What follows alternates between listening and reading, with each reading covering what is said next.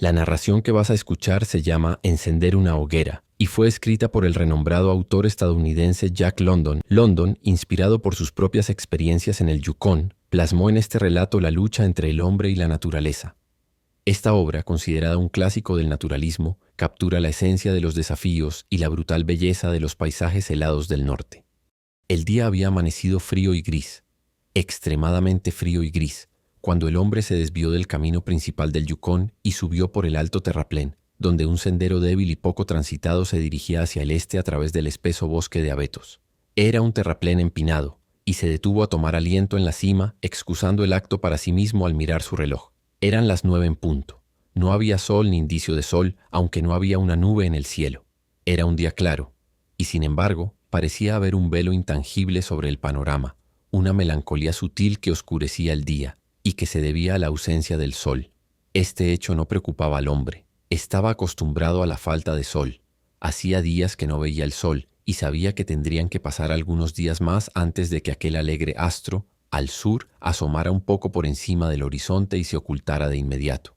El hombre lanzó una mirada hacia atrás, a lo largo del camino que había recorrido. El Yukón se extendía 2 kilómetros de ancho, escondido bajo 1 metro de hielo. Sobre este hielo había otros tantos pies de nieve. Todo era puro blanco, ondulando suavemente donde los bloques de hielo de la congelación se habían formado. Al norte y al sur, hasta donde alcanzaba la vista, todo era un blanco ininterrumpido, salvo por una delgada línea oscura que se curvaba y retorcía alrededor de la isla cubierta de abetos hacia el sur, y que se curvaba y retorcía hacia el norte, donde desaparecía detrás de otra isla cubierta de abetos. Esa línea oscura era el sendero principal, que llevaba 800 kilómetros al sur hasta el paso Chilkoot, Dayea, y al agua salada, y que llevaba 100 kilómetros al norte hasta Dawson, y aún más al norte, 1600 kilómetros hasta Nulato, y finalmente hasta Saint Michael en el mar de Bering, 2000 kilómetros más. Pero todo esto, el misterioso y extenso sendero, la ausencia del sol en el cielo, el frío tremendo y la extrañeza de todo aquello, no hizo ninguna impresión en el hombre. No era porque estuviera acostumbrado a ello. Era un recién llegado a la tierra, un chechacuo, y este era su primer invierno. El problema con él era que carecía de imaginación. Era rápido y alerta en los temas de la vida, pero no en sus significados. 50 grados centígrados bajo cero significaban más grados de congelación. Tal hecho le impresionaba como algo frío e incómodo, y eso era todo. No lo llevaba a meditar sobre su fragilidad como un ser de temperatura caliente, y sobre la fragilidad del hombre en general, capaz de vivir solo dentro de ciertos límites estrechos de calor y frío, y desde allí no lo llevaba al campo conjetural de la inmortalidad y el lugar del hombre en el universo. 50 grados bajo cero significaban para él 50 grados bajo cero. Que hubiera algo más en ello era un pensamiento que nunca pasaba por su cabeza. Al girar para continuar, escupió especulativamente. Hubo un sonido agudo y explosivo que lo sorprendió. Volvió a escupir. Y nuevamente, en el aire, antes de que pudiera caer en la nieve, la saliva crujió.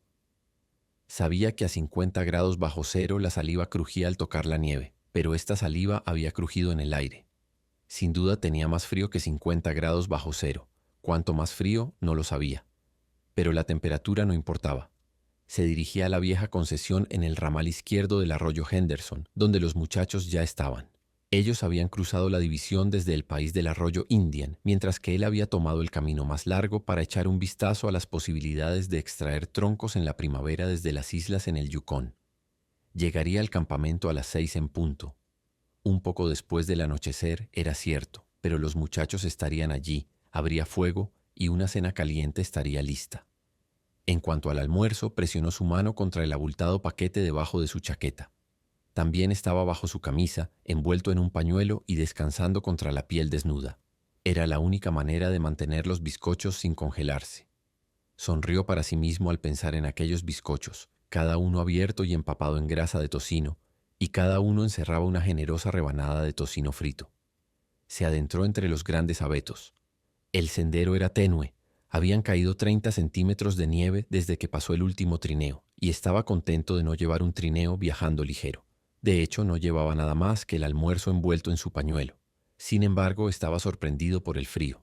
Ciertamente hacía frío, concluyó, mientras se frotaba la nariz y los pómulos entumecidos con la mano enguantada. Era un hombre de vello abundante, pero el pelo en su rostro no protegía los pómulos altos y la nariz inquieta que se empujaba agresivamente hacia el aire helado. A los talones del hombre trotaba un perro, un gran husky nativo, el típico canino de pelaje gris y sin ninguna diferencia visible o temperamental de su hermano, el lobo salvaje. El animal estaba deprimido por el tremendo frío. Sabía que no era momento para viajar. Su instinto le decía una verdad más acertada que la que le decía al hombre su juicio. En realidad no solo hacía más frío que 50 grados bajo cero, hacía más frío que 60 bajo cero, que 70 bajo cero. Eran 75 grados bajo cero. Dado que el punto de congelación es 0 grados sobre cero, eso significaba que la helada era tremenda. El perro no sabía nada sobre termómetros. Posiblemente en su cerebro no había una conciencia aguda de una condición de mucho frío, como había en el cerebro del hombre. Pero la bestia tenía su instinto. Experimentaba una vaga pero amenazante aprehensión que lo dominaba y hacía que se agazapara junto a los talones del hombre y que examinara ansiosamente cada movimiento inusual del hombre como si esperara que se dispusiera a acampar o a buscar refugio en algún lugar y encender un fuego. El perro había aprendido sobre el fuego y quería fuego, o si no, enterrarse bajo la nieve y acurrucar su calidez lejos del aire. La humedad helada de su respiración se había asentado sobre su pelaje en un fino polvo de escarcha, y especialmente sus belfos, hocico y pestañas estaban blanqueados por su aliento cristalizado. La barba y el bigote rojos del hombre estaban igualmente escarchados, pero de manera más sólida, con el depósito formando hielo que aumentaba con cada cálida y húmeda exhalación. Además, el hombre estaba masticando tabaco, y la boquilla de hielo mantenía sus labios tan rígidos que era incapaz de evitar que el jugo se le escapara hasta la barbilla. El resultado era que una barba cristalina del color y la solidez del ámbar estaba creciendo en longitud en su barbilla. Si se caía, la barba se rompería como vidrio en fragmentos frágiles. Pero no le importaba ese apéndice. Era la penitencia que todos los mascadores de tabaco pagaban en ese país, y él ya había salido antes en 2 olas de frío. Sabía que no habían sido tan frías como esta, pero por el termómetro de espíritu en 60 Mile, sabía que habían registrado 50 grados bajo cero y 55 grados bajo cero. Continuó avanzando a través del tramo llano del bosque por varios kilómetros. Cruzó una extensa planicie de cabezas de negro y descendió por un banco hasta el lecho congelado de un pequeño arroyo. Este era el arroyo Henderson y sabía que estaba a 15 kilómetros de la bifurcación. Miró su reloj. Eran las 10 en punto. Estaba haciendo 6 kilómetros por hora y calculó que llegaría a la bifurcación a las 12:30. Decidió celebrar ese evento almorzando allí. El perro volvió a caer a sus talones, con la cola colgando desalentada, mientras el hombre avanzaba por el lecho del arroyo. El surco del antiguo sendero de trineo era claramente visible, pero casi medio metro de nieve cubrían las marcas de los últimos corredores. En un mes, nadie había subido o bajado por ese arroyo silencioso. El hombre siguió avanzando con firmeza. No era muy dado a pensar, y en ese momento en particular no tenía nada en qué pensar, salvo que almorzaría en la bifurcación y que a las 6 estaría en el campamento con los muchachos. No tenía a nadie con quien hablar, y si lo hubiera tenido, el hablar habría sido imposible debido al hielo que cubría su boca. Así que continuó de manera monótona, masticando tabaco y aumentando la longitud de su barba de ámbar. De vez en cuando, el pensamiento se reiteraba de que hacía mucho frío y que nunca había experimentado tanto frío. Mientras avanzaba, se frotaba los pómulos y la nariz con el dorso de su mano enguantada. Lo hacía automáticamente, cambiando de mano de vez en cuando, pero por mucho que se frotara, al instante de parar, sus pómulos se entumecían y al momento siguiente el extremo de su nariz también se adormecía. Estaba seguro de que se congelaría las mejillas. Lo sabía y experimentaba una punzada de arrepentimiento por no haber ideado una tira para la nariz del tipo que Bud usaba en olas de frío. Esa tira cruzaba también las mejillas y las protegía, pero después de todo no importaba mucho. ¿Qué eran unas mejillas congeladas? Un poco dolorosas, eso era todo, nunca eran graves. Aunque la mente del hombre estaba vacía de pensamientos, era agudamente observador, y notaba los cambios en el arroyo, las curvas y recovecos y atascos de troncos, y siempre observaba con atención dónde colocaba sus pies. En una ocasión, al doblar una curva, se desvió abruptamente como un caballo asustado. Se apartó del lugar donde había estado caminando y retrocedió varios pasos. Sabía que el arroyo estaba congelado hasta el fondo. Ningún arroyo podría contener agua en ese invierno ártico. Pero también sabía que había manantiales que burbujeaban desde las laderas y corrían bajo la nieve y por encima del hielo del arroyo. Sabía que las olas de frío más intensas nunca congelaban esos manantiales y también conocía su peligro. Eran trampas. Ocultaban pozas de agua bajo la nieve que podían tener o 10 centímetros de profundidad o 5 metros. A veces, una capa de hielo de 1 centímetro las cubría y a su vez estaba cubierta por la nieve. A veces había capas alternas de agua y hielo, de modo que cuando uno rompía una, seguía rompiendo a través de varias capas, a veces mojándose hasta la cintura. Por esa razón se había asustado tanto. Sintió que el suelo cedía bajo sus pies y escuchó el crujido de una capa de hielo oculta bajo la nieve. Mojarse los pies a una temperatura así significaba problemas y peligro. En el mejor de los casos significaba retraso, ya que se vería obligado a detenerse y encender un fuego, al amparo del cual desnudarse los pies mientras secaba sus calcetines y mocasines. Se quedó parado y estudió el lecho del arroyo y sus orillas, y decidió que el curso de agua venía de la derecha. Reflexionó un momento, frotándose la nariz y las mejillas, luego bordeó por la izquierda, caminando con mucho cuidado y probando el suelo en cada paso. Una vez libre del peligro, tomó un nuevo trozo de tabaco y continuó avanzando a su ritmo de 6 kilómetros por hora. En el transcurso de las siguientes 2 horas encontró varias trampas similares. Generalmente la nieve sobre las pozas ocultas tenía un aspecto hundido y acaramelado que anunciaba el peligro. No obstante, una vez más tuvo un encuentro cercano. Y otra vez, sospechando peligro, obligó al perro a ir delante. El perro no quería avanzar. Se resistió hasta que el hombre lo empujó, y entonces cruzó rápidamente la superficie blanca y virgen. De repente, cayó en el agua, se movió hacia un lado y se alejó hasta un terreno más firme. Se había mojado las patas delanteras y las piernas, y casi inmediatamente el agua que se le pegó se convirtió en hielo. Hizo rápidos esfuerzos por lamer el hielo de sus patas. Luego se desplomó sobre la nieve y comenzó a morder el hielo que se había formado entre sus dedos. Esto era una cuestión de instinto. Permitir que el hielo permaneciera significaría patas doloridas. No era consciente de esto, simplemente obedecía el misterioso impulso que surgía desde lo más profundo de su ser. Pero el hombre lo sabía, habiendo formado un juicio al respecto, y se quitó la manopla de su mano derecha y ayudó a arrancar las partículas de hielo. No expuso sus dedos por más de un minuto y se sorprendió de la rapidez con que se entumecieron. Realmente hacía mucho frío. Se puso la manopla apresuradamente y golpeó su mano contra su pecho con fuerza. Al mediodía, el día estaba en su punto más brillante. Sin embargo, el sol estaba demasiado al sur en su viaje invernal para despejar el horizonte. La curvatura de la tierra se interponía entre él y el arroyo Henderson, donde el hombre caminaba bajo un cielo claro al mediodía y no proyectaba sombra alguna. A las 12:30 en punto, llegó a la bifurcación del arroyo. Estaba satisfecho con la velocidad que había logrado. Si mantenía ese ritmo, sin duda estaría con los muchachos a las 6. Desabrochó su chaqueta y su camisa y sacó su almuerzo. La acción no le llevó más de 15 segundos, pero en ese breve instante el entumecimiento se apoderó de sus dedos expuestos. No se puso la manopla, sino que en lugar de ello golpeó sus dedos una docena de veces contra su pierna. Luego se sentó en un tronco cubierto de nieve para comer. El escozor que siguió a los golpes de sus dedos contra su pierna desapareció tan rápidamente que lo sobresaltó. No había tenido oportunidad de morder un pedazo de bizcocho. Golpeó los dedos repetidamente y los regresó a la manopla, desnudando la otra mano para comer. Intentó tomar un bocado, pero la boquilla de hielo se lo impidió. Había olvidado construir un fuego y descongelarse. Se rió de su propia estupidez y, mientras reía, notó que el entumecimiento se extendía por los dedos expuestos. Además, notó que el escozor que primero sintió en los dedos de los pies cuando se sentó ya estaba desapareciendo. Se preguntó si sus dedos estaban calientes o entumecidos. Los movió dentro de los mocasines y decidió que estaban entumecidos. Se puso la manopla apresuradamente y se levantó. Estaba un poco asustado. Pateó el suelo de un lado a otro hasta que el escozor volvió a sus pies. Sin duda hacía frío, pensó. Aquel hombre de Sulphur Creek había dicho la verdad cuando hablaba de lo frío que a veces se ponía el país, y se había reído de él en ese momento. Eso mostraba que uno no debía estar demasiado seguro de las cosas. No había duda al respecto. Hacía frío.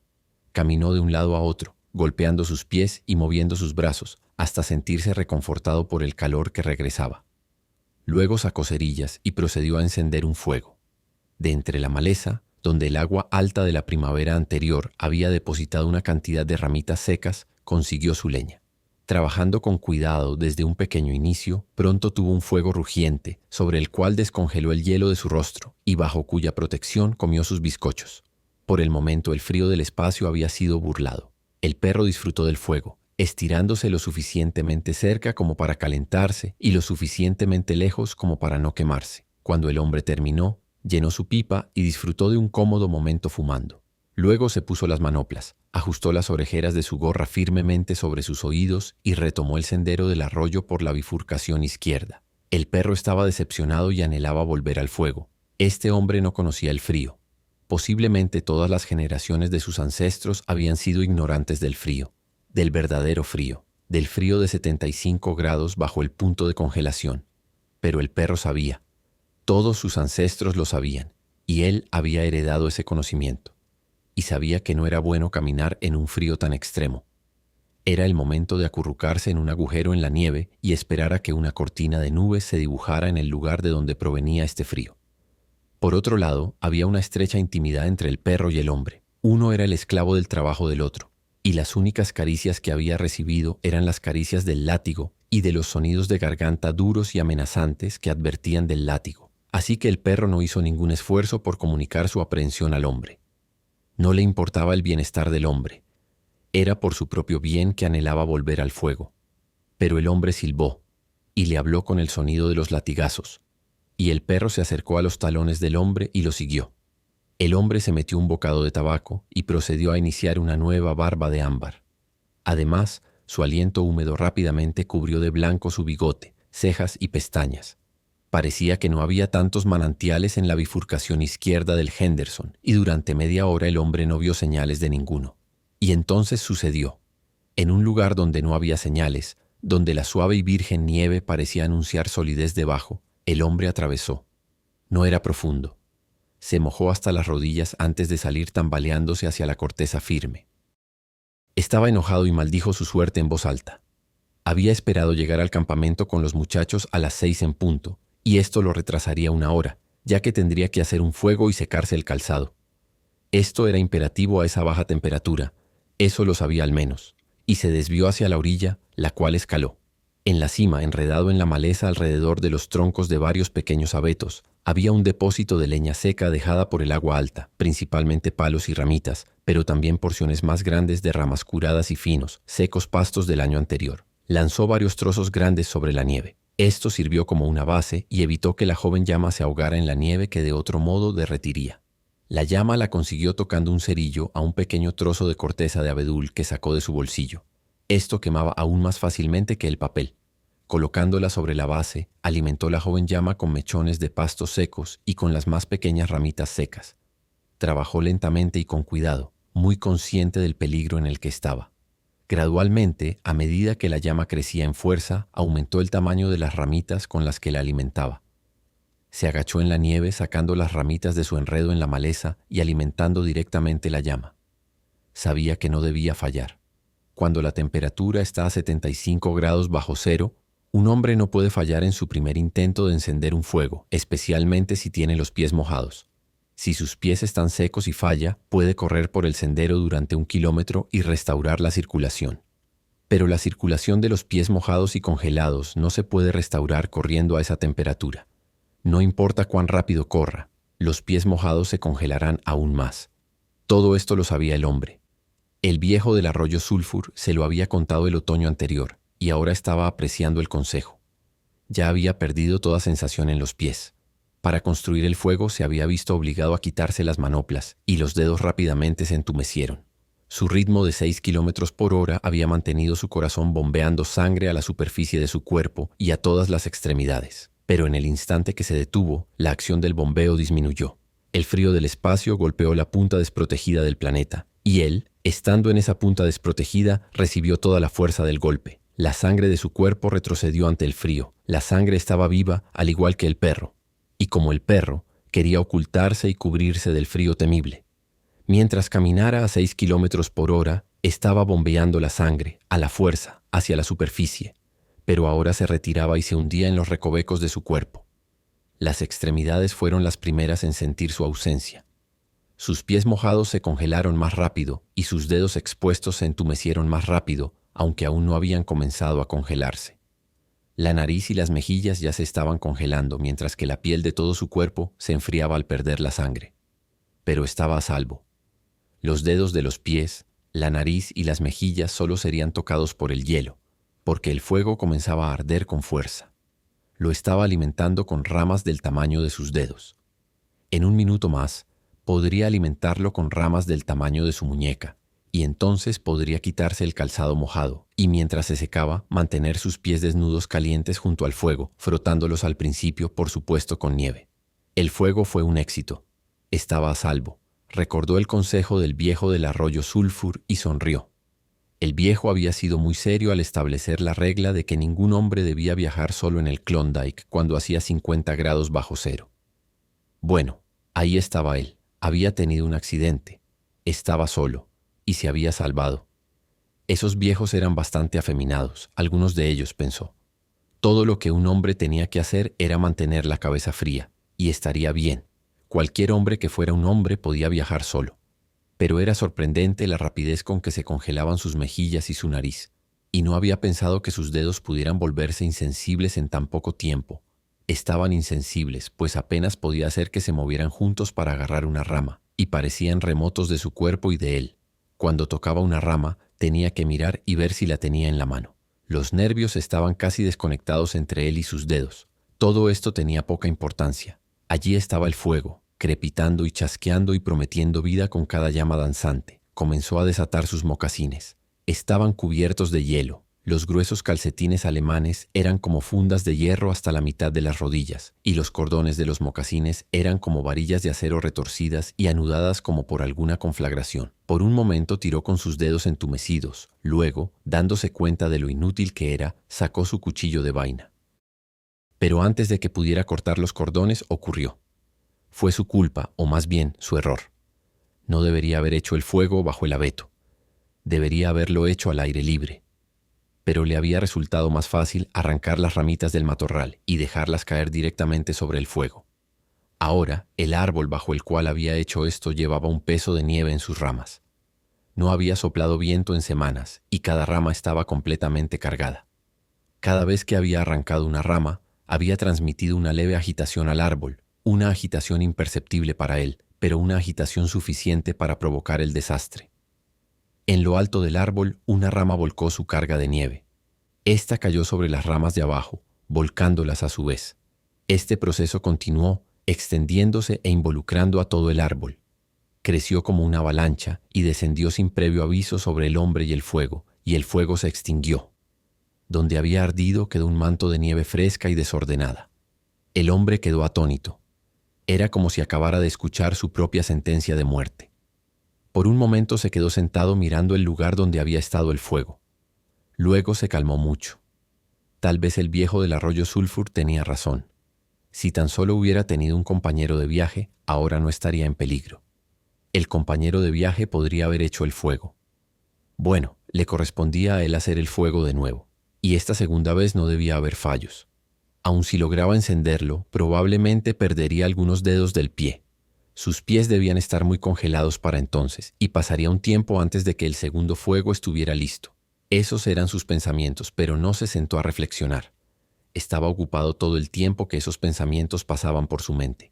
Hizo una nueva base para un fuego, esta vez al aire libre, donde ningún árbol traicionero pudiera extinguirlo. A continuación, recogió pastos secos y ramas diminutas de los restos traídos por las aguas altas. No podía juntar los dedos para arrancarlos, pero podía recogerlos a puñados. De este modo consiguió muchas ramitas podridas y trozos de musgo verde que no eran deseables, pero era lo mejor que podía hacer. Trabajó metódicamente, incluso recolectando un brazado de ramas más grandes para usarlas más tarde cuando el fuego cobrara fuerza. Y todo el tiempo el perro se sentaba y lo observaba con una añoranza melancólica en sus ojos, porque lo veía como el proveedor del fuego, y el fuego tardaba en llegar. Cuando todo estuvo listo, el hombre buscó en su bolsillo un segundo pedazo de corteza de abedul. Sabía que la corteza estaba allí, y aunque no podía sentirla con los dedos, podía escuchar su crujido nítido mientras hurgaba en busca de ella. Por más que lo intentaba, no podía sujetarla, y todo el tiempo, en su conciencia, estaba el conocimiento de que a cada instante sus pies se estaban congelando. Este pensamiento tendía a ponerlo en pánico, pero luchó contra ello y mantuvo la calma. Se puso las manoplas con los dientes y agitó sus brazos hacia adelante y hacia atrás, golpeando sus manos con todas sus fuerzas contra sus costados. Hizo esto sentado, y luego se levantó para hacerlo. Y todo el tiempo el perro se sentaba en la nieve con su cola de lobo enroscada cálidamente sobre sus patas delanteras, sus afiladas orejas de lobo erguidas y vigilando al hombre. Y el hombre, mientras azotaba y agitaba sus brazos y manos, sentía una gran ola de envidia al reconocer al ser que estaba cálido y seguro con su cobertura natural. Después de un tiempo, sintió las primeras señales lejanas de sensación en sus dedos golpeados. El débil hormigueo se intensificó hasta convertirse en un dolor punzante que era insoportable, pero que el hombre recibió con satisfacción. Se quitó la manopla de su mano derecha y sacó la corteza de abedul. Los dedos expuestos rápidamente comenzaron a entumecerse de nuevo. Luego sacó su manojo de cerillas de azufre, pero el frío tremendo ya había sacado la vida de sus dedos. En su esfuerzo por separar una cerilla de las demás, el manojo entero cayó en la nieve. Intentó recogerlo de la nieve, pero fracasó. Los dedos muertos ni podían tocar ni agarrar.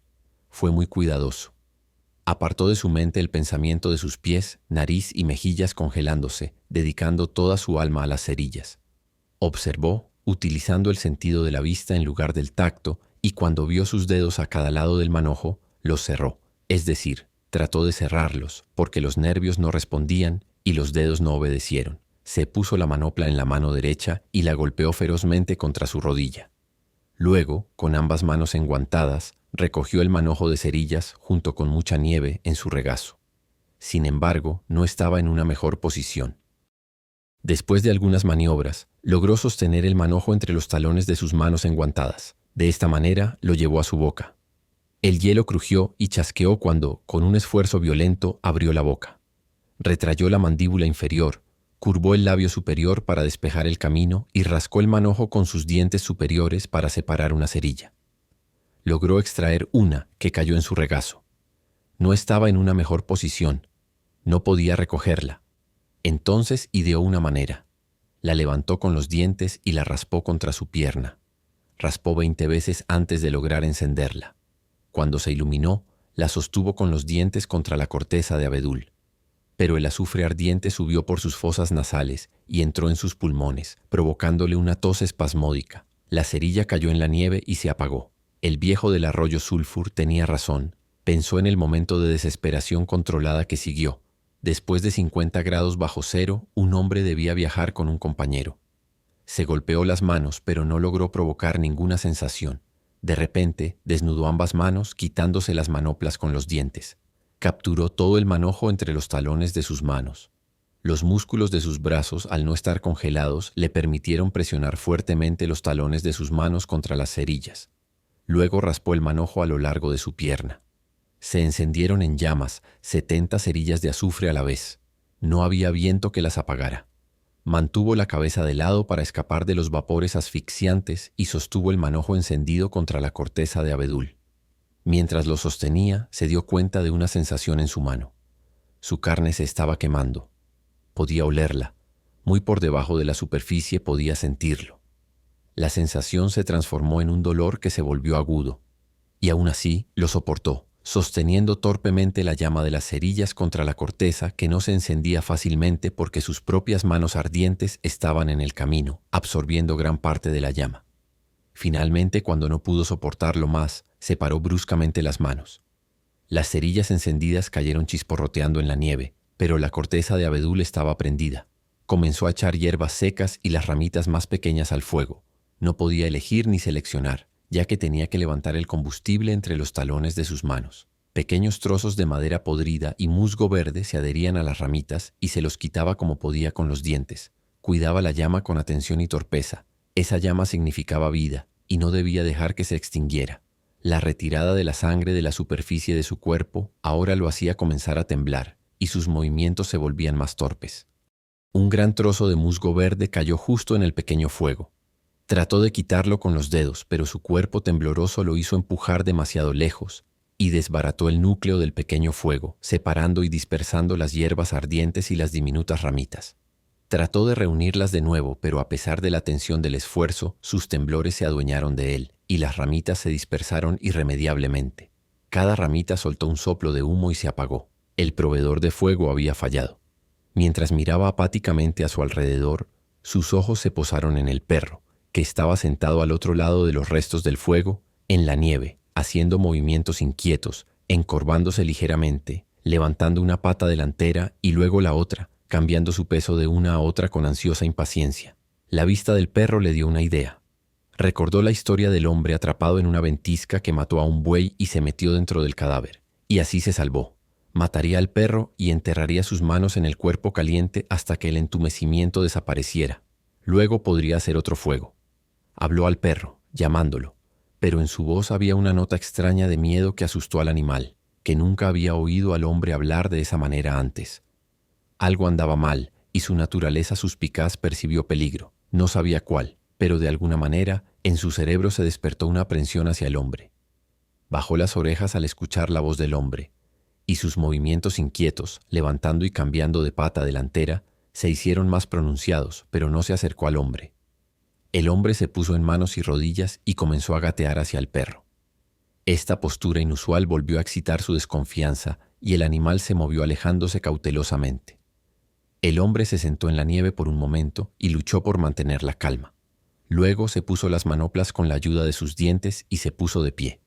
Primero miró hacia abajo para asegurarse de que realmente estaba de pie, pues la falta de sensación en sus pies le daba la impresión de estar desconectado de la tierra. Su posición erguida, en sí misma, comenzó a desvanecer las sospechas de la mente del perro. Y cuando habló imperiosamente, con el sonido de latigazos en su voz, el perro le ofreció su habitual lealtad y se acercó. Cuando estuvo al alcance, el hombre perdió el control. Sus brazos se lanzaron hacia el perro y experimentó una sorpresa genuina al descubrir que sus manos no podían agarrar, que no había ni flexión ni sensación en sus dedos. Había olvidado momentáneamente que estaban congelados y que se congelaban cada vez más. Todo esto ocurrió rápidamente, y antes de que el animal pudiera escapar, rodeó su cuerpo con los brazos. Se sentó en la nieve y de este modo sostuvo al perro, mientras éste gruñía, gemía y se debatía. Pero eso era todo lo que podía hacer: sostener el cuerpo del perro rodeado por sus brazos y quedarse allí sentado. Se dio cuenta de que no podía matar al perro. No había manera de hacerlo. Con sus manos inútiles, no podía ni sacar ni sostener su cuchillo de la funda ni estrangular al animal. Lo soltó y el perro se escapó salvajemente, con la cola entre las patas y todavía gruñendo. Se detuvo a unos 40 pies de distancia y lo observó con curiosidad con las orejas alertas. El hombre miró hacia sus manos para localizarlas y las encontró colgando al final de sus brazos. Le parecía curioso que alguien tuviera que usar los ojos para averiguar dónde estaban sus manos. Empezó a agitar los brazos de un lado a otro, golpeando las manos enguantadas contra sus costados. Hizo esto durante 5 minutos, violentamente, y su corazón bombeó suficiente sangre a la superficie para detener los temblores. Pero no se despertó ninguna sensación en las manos. Tenía la impresión de que colgaban como pesos al final de sus brazos, pero cuando intentaba seguir esa impresión, no lograba encontrarla. Le llegó un cierto temor a la muerte, sordo y opresivo. Este miedo rápidamente se volvió agudo cuando se dio cuenta de que ya no se trataba solo de congelarse los dedos de las manos y los pies, o de perder sus manos y pies, sino que se trataba de una cuestión de vida o muerte con las probabilidades en su contra. Esto lo llevó al pánico, y se dio la vuelta y corrió por el lecho del arroyo a lo largo del antiguo sendero desdibujado. El perro lo siguió y se mantuvo a su nivel. Corrió a ciegas, sin intención, con un miedo como nunca había conocido en su vida. Lentamente, mientras se abría paso y luchaba a través de la nieve, comenzó a ver de nuevo las cosas. Las orillas del arroyo, los antiguos atascos de troncos, los álamos sin hojas y el cielo. Correr lo hizo sentirse mejor. No temblaba. Tal vez, si seguía corriendo, sus pies se descongelarían. Y de todos modos, si corría lo suficiente, llegaría al campamento y a los muchachos. Sin duda perdería algunos dedos de las manos y los pies y parte de su rostro. Pero los muchachos cuidarían de él y salvarían el resto de él cuando llegara allí. Y al mismo tiempo había otro pensamiento en su mente que le decía que nunca llegaría al campamento ni a los muchachos, que estaban demasiado lejos, que la congelación le llevaba demasiada ventaja y que pronto estaría rígido y muerto. Este pensamiento lo mantenía en segundo plano y se negaba a considerarlo. A veces se imponía y exigía ser escuchado, pero él lo apartaba y se esforzaba por pensar en otras cosas. Le parecía curioso que pudiera correr con pies tan congelados que no los sentía cuando tocaban el suelo y soportaban el peso de su cuerpo. Le parecía como si se deslizara sobre la superficie, sin conexión con la tierra. Alguna vez había visto un mercurio alado y se preguntó si Mercurio se sentía como él cuando se deslizaba por la tierra. Su teoría de correr hasta llegar al campamento y a los muchachos tenía un defecto. Le faltaba resistencia. Varias veces tropezó y finalmente se tambaleó, se desplomó y cayó. Cuando trató de levantarse, falló. Decidió que debía sentarse y descansar, y la próxima vez simplemente caminaría y seguiría adelante. Mientras estaba sentado y recuperaba el aliento, notó que se sentía bastante cálido y cómodo. No temblaba, y hasta parecía que un calor agradable había llegado a su pecho y tronco. Y sin embargo, cuando tocaba su nariz o mejillas, no había sensación. Correr no descongelaría esas partes. Tampoco descongelaría sus manos y pies.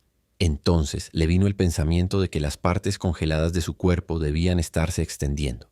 Intentó suprimir este pensamiento, olvidarlo, pensar en otra cosa. Era consciente del sentimiento de pánico que causaba y tenía miedo del pánico, pero el pensamiento se impuso y persistió hasta que produjo una visión de su cuerpo totalmente congelado. Esto fue demasiado y realizó otra carrera desesperada a lo largo del sendero.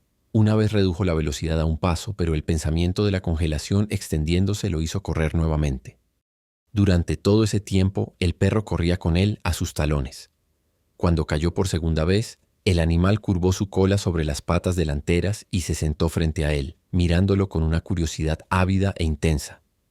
El calor y la seguridad del animal lo enfurecieron y lo maldijo hasta que el perro aplastó las orejas en un gesto apaciguador. Esta vez el temblor llegó más rápidamente al hombre. Estaba perdiendo la batalla contra la helada. Esta se infiltraba en su cuerpo por todos lados. El pensamiento de ello lo impulsó a seguir, pero no corrió más de 30 metros cuando tambaleó y cayó de bruces. Fue su último pánico. Cuando recobró el aliento y el control, se sentó y contempló en su mente la idea de enfrentarse a la muerte con dignidad. Sin embargo, la concepción no le llegó en tales términos. Su idea era que estaba haciendo el ridículo, corriendo de un lado a otro como un pollo sin cabeza. Esa fue la comparación que se le ocurrió. Bueno, de todos modos estaba destinado a congelarse, y bien podría hacerlo decentemente. Con esta nueva paz mental surgieron los primeros destellos de somnolencia. Una buena idea, pensó. Dormir hacia la muerte. Era como tomar un anestésico. Congelarse no era tan malo como la gente pensaba. Había formas mucho peores de morir. Imaginó a los muchachos encontrando su cuerpo al día siguiente. De repente se vio a sí mismo con ellos, avanzando por el sendero y buscándose. Y aún con ellos, giró una curva en el sendero y se encontró tirado en la nieve. Ya no pertenecía a sí mismo, pues en ese momento estaba fuera de su cuerpo, de pie con los muchachos y viéndose en la nieve. Sin duda hacía frío, pensó. Cuando regresara a Estados Unidos podría contarle a la gente lo que era realmente el frío. Se deslizó de este pensamiento a una visión del viejo en el arroyo Sulphur. Lo veía claramente, cálido y cómodo, fumando una pipa. «Tenías razón, viejo, tenías razón», murmuró el hombre al viejo del arroyo Sulphur. Luego, el hombre se adormeció en lo que le parecía el sueño más reconfortante y satisfactorio que había conocido. El perro se sentó frente a él esperando. El breve día llegó a su fin en un crepúsculo largo y lento. No había señales de que se hiciera un fuego, y además, nunca en la experiencia del perro había conocido que un hombre se sentara así en la nieve sin hacer un fuego. A medida que caía el crepúsculo, su ansia de fuego se apoderó de él, y con un gran movimiento de sus patas delanteras gimió suavemente. Luego aplastó sus orejas anticipando una reprimenda del hombre. Pero el hombre permaneció en silencio. Más tarde, el perro ladró más fuerte. Y aún más tarde, se acercó al hombre y captó el olor a muerte. Esto hizo que el animal se erizara y retrocediera. Un poco más de tiempo se demoró, aullando bajo las estrellas que brillaban y danzaban en el frío cielo. Luego se giró y trotó por el sendero en dirección al campamento que conocía, donde estaban los otros proveedores de comida y fuego.